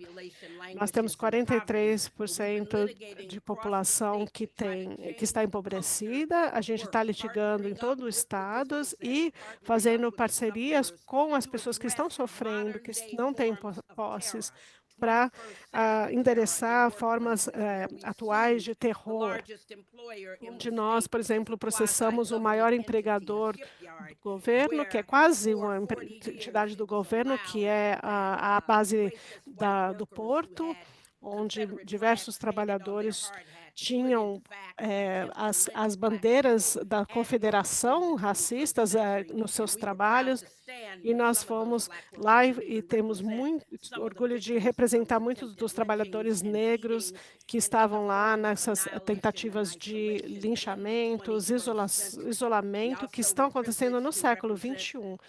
E temos muito orgulho de reproduzir os representantes da família Till.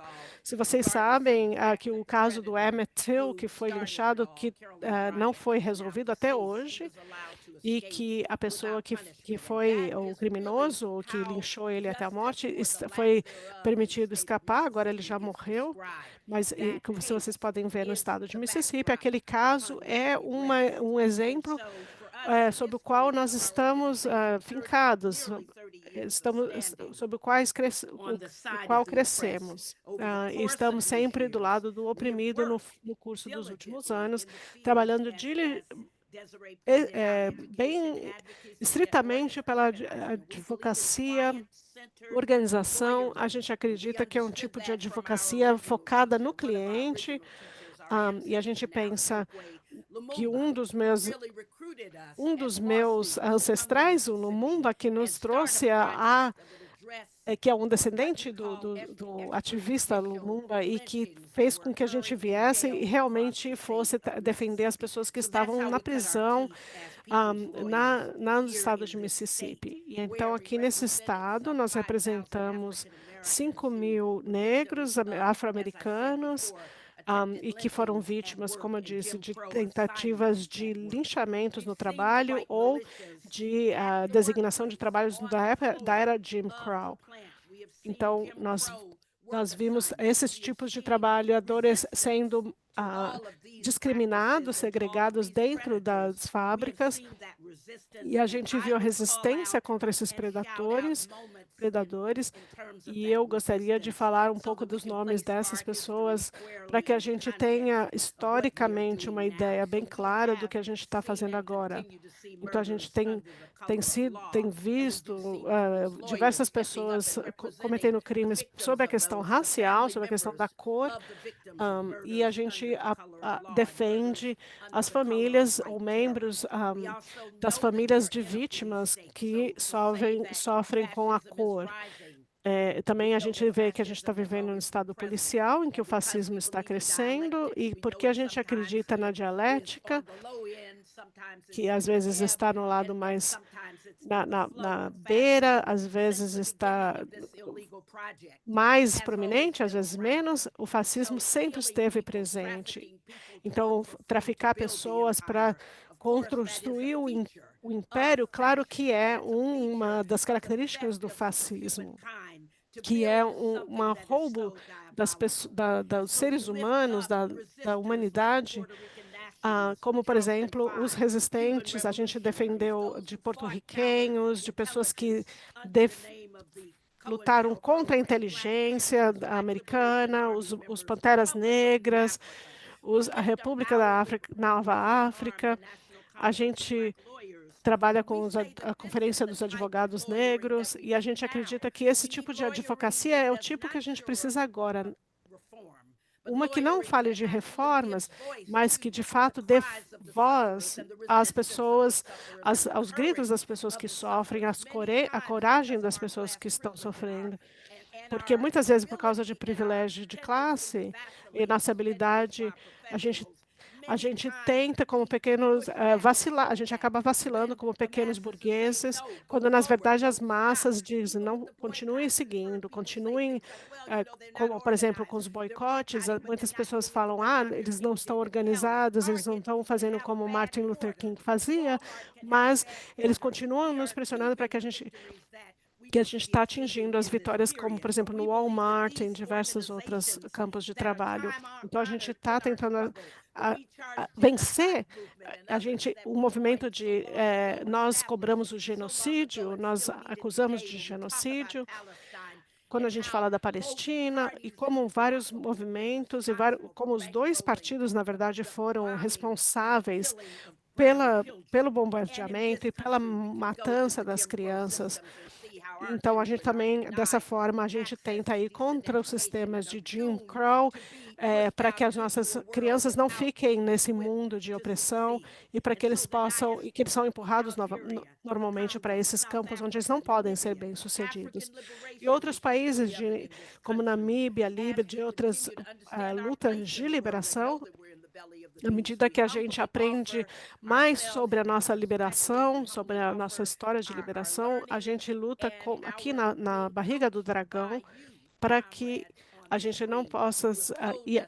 Muito obrigado também a todos os nossos colegas aqui nessa tela que também nos mostraram diversas consequências do imperialismo norte-americano, como que os seus tentáculos estão espalhados em todo o mundo e como que a gente não diz que a gente vai sair disso, que a gente vai fugir disso, como a Desirê disse, que a nossa teoria de mudança é ser contra todas essas coisas que esmagam e oprimem os trabalhadores e as pessoas que estão oprimidas e que nos nega um lugar justo nesse mundo.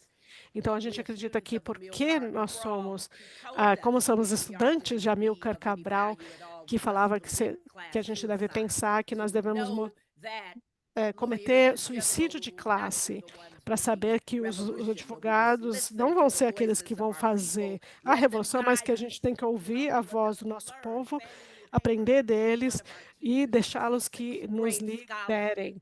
Como a Fannie Lou Hamer disse, que ela foi uma incrível líder, mas que nunca passou da sexta série, porque ela trabalhava em fazendas.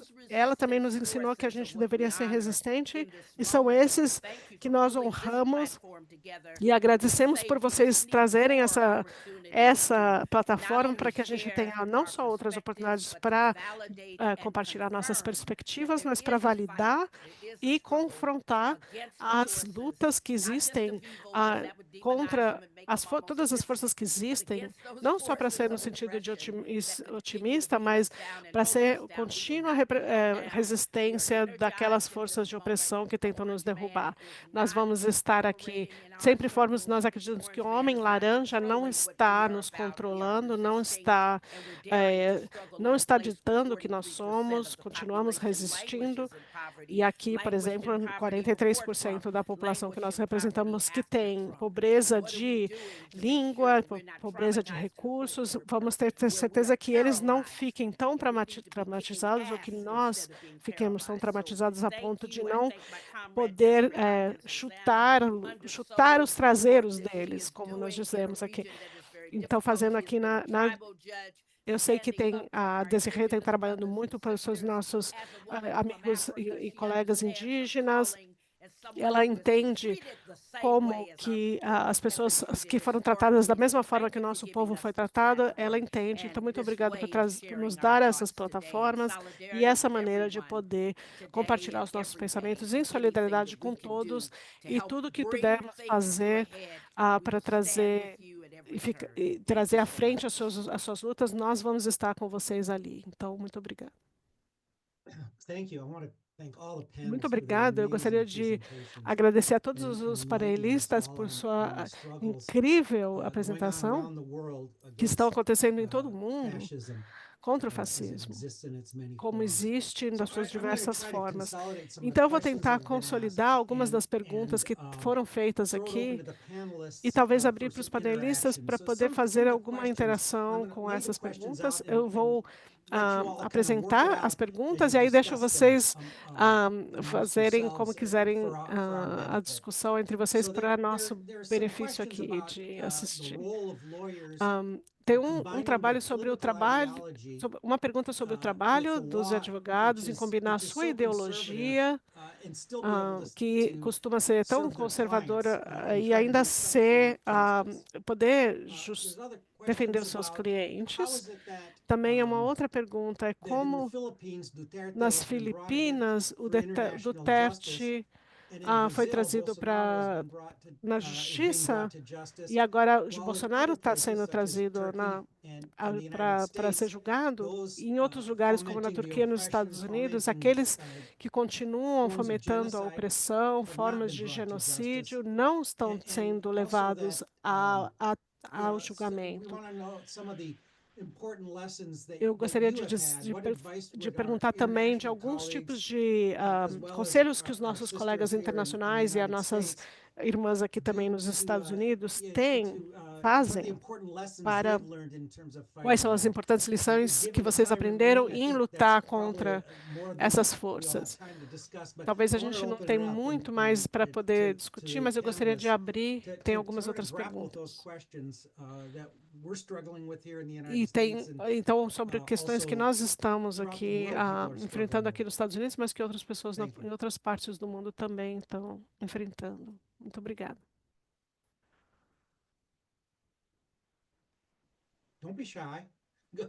Não sejam tímidos. Eu posso chamar algum... Ok, então, Ângelo, eu vou te chamar então para você responder sobre essa questão de lei internacional, de como tem sido efetiva, de fato, nas Filipinas, mas nós sentimos, por exemplo, que não tem nenhum efeito aqui nos Estados Unidos. Particularmente, sobre o presidente Duterte, nós sempre enfatizamos que foi uma ocasião, particularmente, que uma pessoa poderosa foi levada à corte, levada a julgamento numa corte, mas os outros perpetradores, os outros responsáveis não foram.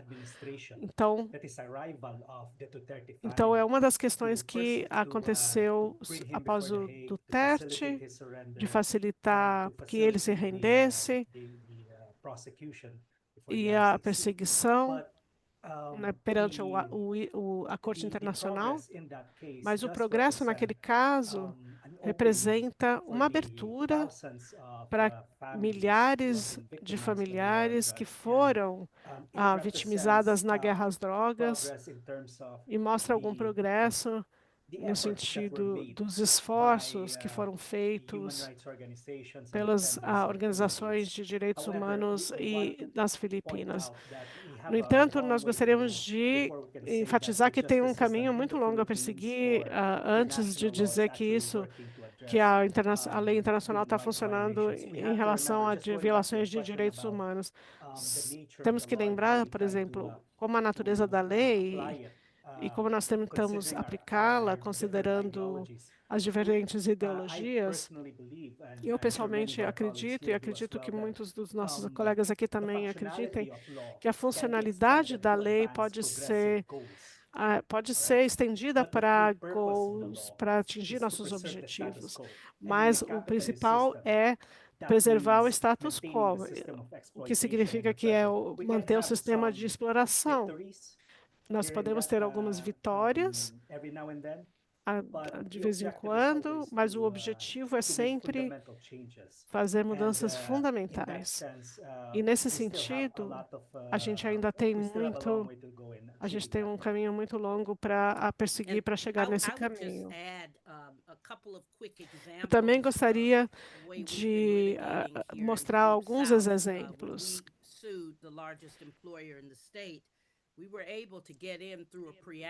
Então, falando sobre algumas questões dos Estados Unidos, podemos colocar preâmbulo da nossa acusação sobre uma certa violação sobre a Convenção sobre o fim para combater a discriminação racial foi violada quando as pessoas foram sobre tentativa de linchamento das pessoas nos seus locais de trabalho. Não foi contra as leis domésticas, mas também violação contra a lei internacional. Podemos lembrar quando podemos enfrentar as leis, pois sempre chegamos até essas cortes. O outro momento foi quando processamos e conseguimos um juiz permanente alistado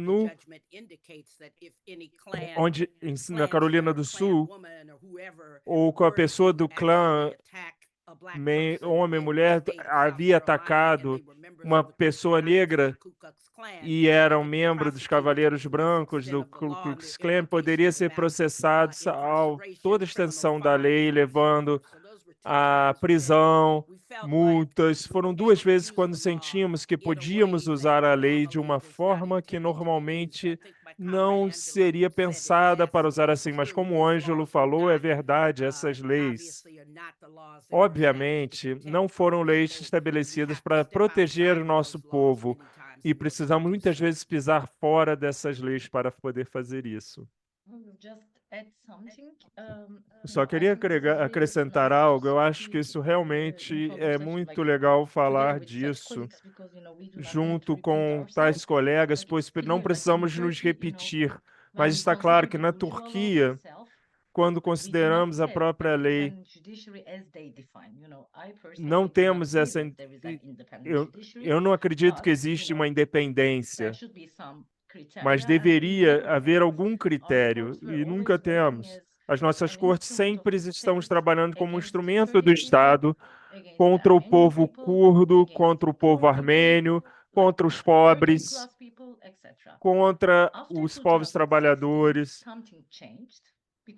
Depois de 2015, algo mudou, porque antes as cortes estavam atuando simplesmente contra atores políticos, povos, pessoas revolucionárias, etc. Depois, os juízes e promotores foram despedidos desses casos. E o que aconteceu então?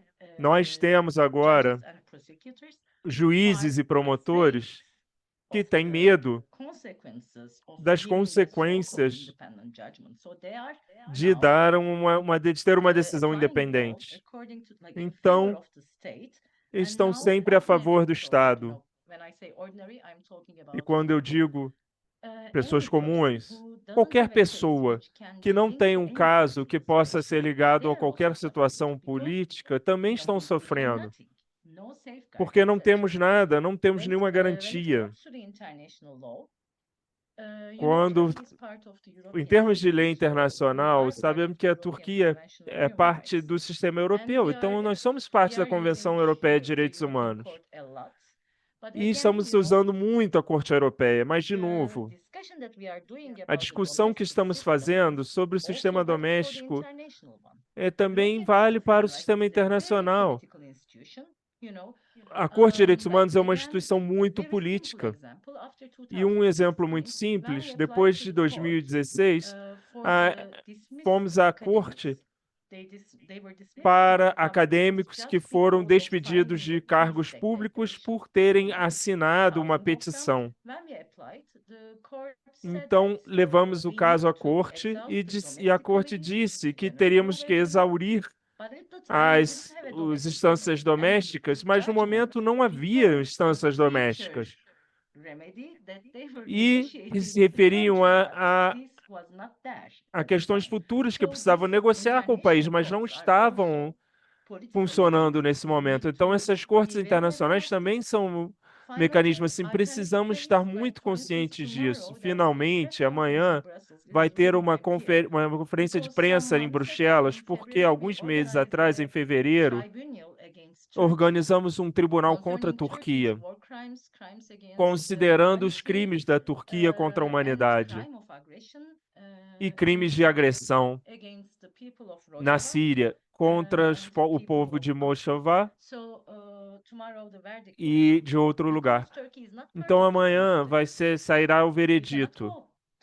Então, não podemos ir aos outros mecanismos. Então, estabelecemos os nossos próprios sistemas de corte e tentamos ser criativos, pois sabemos que se ficamos dentro da caixa, nada vai mudar. Vamos sempre precisar focar fora da caixa.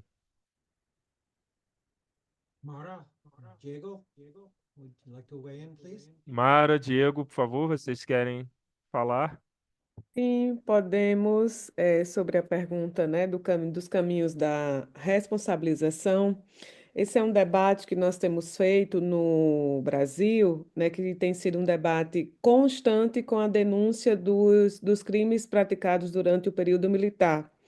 Então, a pauta do sem a anistia e a possibilidade, a luta e a denúncia, né, pelos processos de responsabilização tem gerado um debate na sociedade brasileira em torno de pressionar as instituições para que responsabilizem esses atores criminosos de forma que nunca mais aconteça. Nós temos marcas, né, de muitos mortos e desaparecidos no Brasil e crimes praticados pelos militares não responsabilizados até hoje.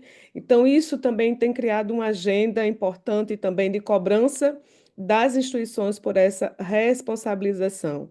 Considerando todo o período, né, de fortalecimento da extrema-direita com o bolsonarismo e sua aliança direta também, né, com as forças militares, isso também ganhou um debate em defesa da democracia, mas também alinhando essa possibilidade e a responsabilização também pelos crimes que Bolsonaro cometeu, inclusive durante um período considerado democrático.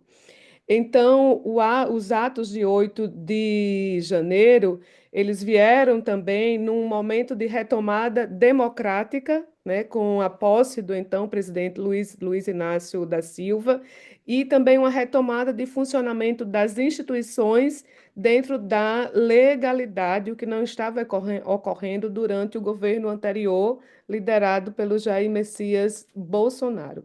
Então, a retomada, né, do funcionamento das instituições, o seu compromisso com a legalidade e com as leis, né, da nossa Constituição Federal de 1988 e a permanente agenda em defesa da democracia e em defesa das instituições, né, no fortalecimento do Estado Democrático de Direito, a gente considera como um caminho importante para as possibilidades de responsabilização, porque nós criamos uma agenda contínua em torno dessas denúncias, desses crimes e de como que isso não devia também ficar somente a cargo das instituições, mas isso também teria que vir em consonância com a agenda pública de cobrança e vigilância da sociedade civil em torno da importância da responsabilização.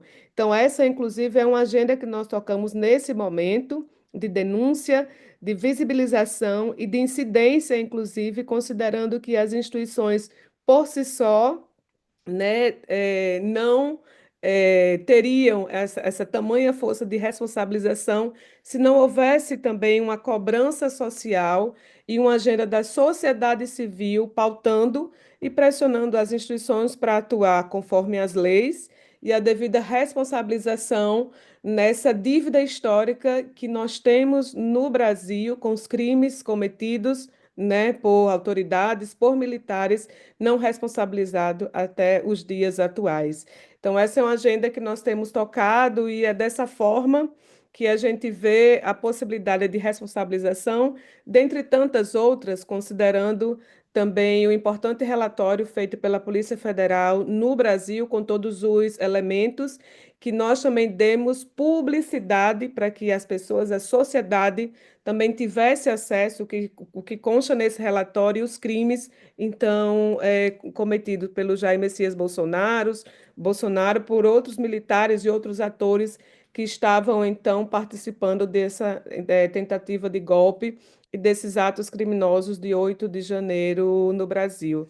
Não sei se o Diego quer complementar mais alguma coisa, mas isso é um pouco da nossa leitura desde o Brasil. Se me permitem, muito rapidamente, acho que dialogando com essa dimensão um pouco mais ampla das violações de direitos humanos. Acredito que no Brasil nós temos um debate muito grande sobre responsabilização de grandes empresas em violações de direitos humanos, né? Sobretudo em temas que envolvem a mineração aqui no Brasil. E não sei se vocês têm acompanhado, mas acho que esse é um caso muito relevante para a reflexão nesse coletivo aqui, que é o caso da barragem ali de Brumadinho e Mariana, né? Houve uma tragédia que, na verdade, é um crime, né, pelo desrespeito que as empresas mineradoras na região do Rio Doce, em Minas Gerais, é um crime que vai fazer mais de 9 anos, rompeu uma barragem, mais de 200 pessoas morreram soterradas, né, pela enxurrada de lama que assassinou pessoas, destruiu cidades, contaminou os rios. A partir de diferentes litigâncias em âmbito nacional e internacional, o Estado brasileiro acabou de celebrar um acordo de responsabilização da Samarco, que é uma empresa formada por duas outras empresas, a Vale do Rio Doce, que é uma empresa que era nacional e depois abriu seu capital, e a BHP. A BHP é uma empresa inglesa, né? E existe hoje uma ação tramitando em Londres, que objetiva responsabilizar os ingleses em jurisdição inglesa por um crime cometido no Brasil. Ouvindo as colegas aí dos Estados Unidos, que imagino que atuam né, com tanta veemência, fizeram uma fala tão aguerrida e bonita que nos inspira aqui do Brasil, penso que esse tipo de ação a gente precisa refletir também, porque muitas empresas cujas matrizes, né, são norte-americanas ou alemãs ou inglesas, vêm para o Brasil e imagino que para um conjunto de outros países, né, da América, da África, sobretudo, promovem violações absurdas e o nosso poder judiciário as responsabiliza de forma bastante limitada. Então, o nosso campo, né, de advocacia progressista tem refletido muito sobre a importância de criar esses níveis de litigância internacional para que os estrangeiros sejam responsabilizados nas suas jurisdições de origem por crimes que praticam em outros territórios. Entendendo que isso não é sobreposição de jurisdição, não. A jurisdição brasileira ela é efetiva e a jurisdição estrangeira ela pode ser complementar nesses casos, né? Porque responsabiliza o estrangeiro no seu país de origem. Esse é um tema que me parece muito relevante, especialmente também aqui no Brasil, para o tema dos agrotóxicos, dos venenos na agricultura, né? No Brasil nós temos muitas violações de direitos humanos, o Brasil é o maior consumidor de venenos no mundo, muitos agroquímicos, né, que são proibidos nos Estados Unidos, na Europa, são utilizados no Brasil. Então, pensar, né, como articular essa litigância em âmbito internacional é muito importante. E uma segunda observação é que a atuação, como a Mara comentou, né, tanto nesses casos da ditadura, mas também em casos de violações de direitos humanos contra os povos indígenas durante o regime democrático, condenações em tribunais internacionais, como a Corte Interamericana de Direitos Humanos, têm permitido que o Estado brasileiro assuma suas responsabilidades e faça um pedido formal de desculpas, inclusive com a indenização, né, e medidas compensatórias às vítimas e às comunidades.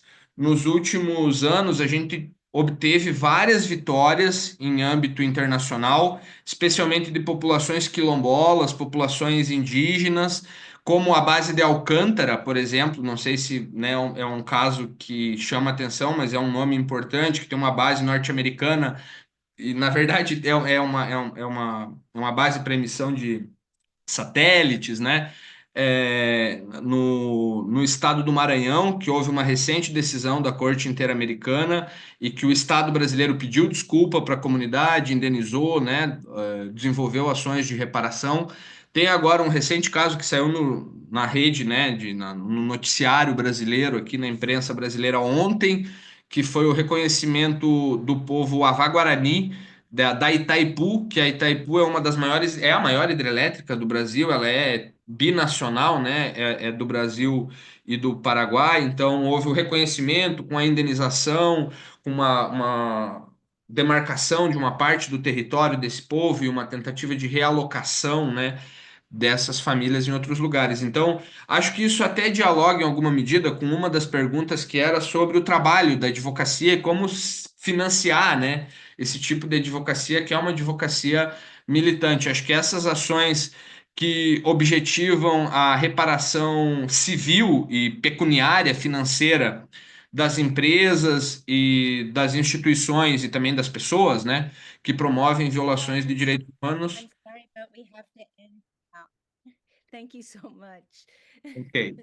I want to thank all Desculpa, of mas you precisamos for interromper, porque these o tempo está amazing terminando. panelists. Queria I agradecer a think this todos has e been an todas por incredible esse painel webinar. incrível. Go on and Tem on. sido um There's so many ótimo questions. webinar, tem We can keep the tantas questions and perguntas. actually refer them to our Podemos panelists. manter I as think perguntas e that referir one of aos the nossos things that has panelistas, e come acho que uma through das coisas with que everyone is that chegou com cada lawyers um and legal é que workers can't just advogados, work within the law, advogadas, but have to be part dentro precisam ser vibrant ouvidos e ouvidas, precisam international ser realmente movement for vibrando justice. dentro Have de to be movimentos part por of justiça. organizations. Precisam ser And parte de on that organizações. note, and in ending, E, thanking everyone e again, agradecendo, over então, to all of novamente a you cada um e who are cada in the uma. US Eu convoco a to cada um join de the vocês que National está nos Lawyers Estados Guild. Unidos a se You can go to juntarem ao nlg.org, National Lawyers and we also Guild, have an né, a Junta international Nacional de committee. Advogados. And I Também look temos um forward comitê to seeing all internacional of you e in our eu webinars in the espero ver future, and vocês nos hopefully nossos in our webinars no organization. futuro